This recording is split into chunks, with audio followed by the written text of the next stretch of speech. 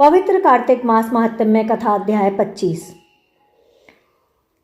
तीर्थ में दान और व्रत आदि सत्कर्म करने से मनुष्य के पाप नष्ट हो जाते हैं, परंतु तू तो प्रेत के शरीर में है, अतः उन कर्मों को करने की अधिकारिणी नहीं है। इसलिए मैंने जन्म से लेकर अब तक जो कार्तिक का व्रत किया है, उसके पुण्य का तू आधा भाग मैं तुझे दे देता हूँ और उसी से तेरी सद्गति हो जाएगी। इस प्रकार कहकर धर्मदत्त ने द्वादशाक्षर मंत्र यानी कि ओम नमो भगवते वासुदेवाय का श्रवण कराते हुए तुलसी मिश्रित जल से जैसे ही उसका अभिषेक किया, अर्थात उस पर जल के छींटे मारे, उसी वक्त वह प्रेत योनि से मुक्त हो प्रज्वलित अग्निशिखा के समान तेजस्विनी एवं दिव्य रूप धारिणी देवी हो गई और सौंदर्य में लक्ष्मी जी की समानता करने लगी।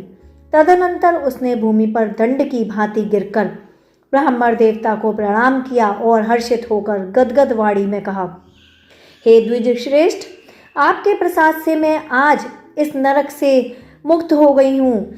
मैं तो इस पाप के समुद्र में अथाह समुद्र में डूबी जा रही थी और आप मेरे लिए एक नाव के समान आए हैं।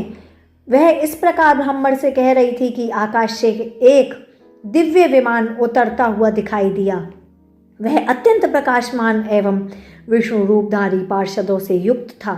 विमान के द्वार पर खड़े हुए पुण्यशील और सुशील ने उस देवी को उठाकर श्रेष्ठ विमान पर चढ़ा लिया। तब धर्मदत्त ने बड़े आश्चर्य के साथ उस विमान को देखा और विष्णु रूपधारी पार्षदों को देखकर साष्टांग प्रणाम किया।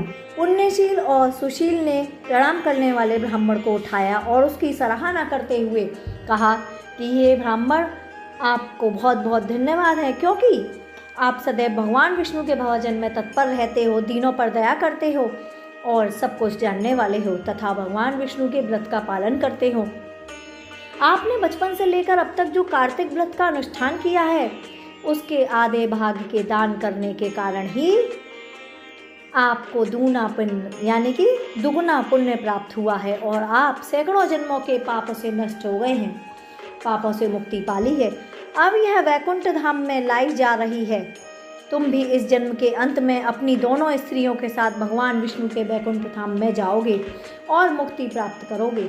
धर्मदत्त, जिन्होंने तुम्हारे समान भक्तिपूर्वक भगवान विष्णु की आराधना की है, वे धन्य और कृत्य हैं। इस संसार में उन्हीं का जन्म सफल है। भली भांति आराधना करने पर भगवान विष्णु देहधारी प्राणियों, उन्होंने ही उत्तानपाद के पुत्र को पूर्व काल में ध्रुव पद पर स्थापित किया था। उनके नामों का स्मरण करने मात्र से ही समस्त जीव सद्गति को प्राप्त होते हैं। पूर्व काल में ग्रहग्रस्त गजराज उन्हीं के नामों का स्मरण करने से मुक्त हुआ था और आपने जो जन्म से लेकर अब तक विष्णु भगवान का व्रत किया है, कार्तिक व्रत का अनुष्ठान किया है, उससे बढ़कर ना तो कोई यज्ञ है, ना दान है और ना कोई तीर्थ है। हे ब्राह्मण श्रेष्ठ, आप धन्य हैं, क्योंकि आपने जगत गुरु भगवान विष्णु को प्रसन्न करने वाले कार्तिक मास के व्रत का पालन किया है और जिसके आधे भाग के फल को पाकर यह स्त्री हमारे साथ वैकुंठ लोक को जा रही है और इसका जीवन सफल हो गया है और इसे इसके समस्त पापों से मुक्ति प्राप्त हो गई है।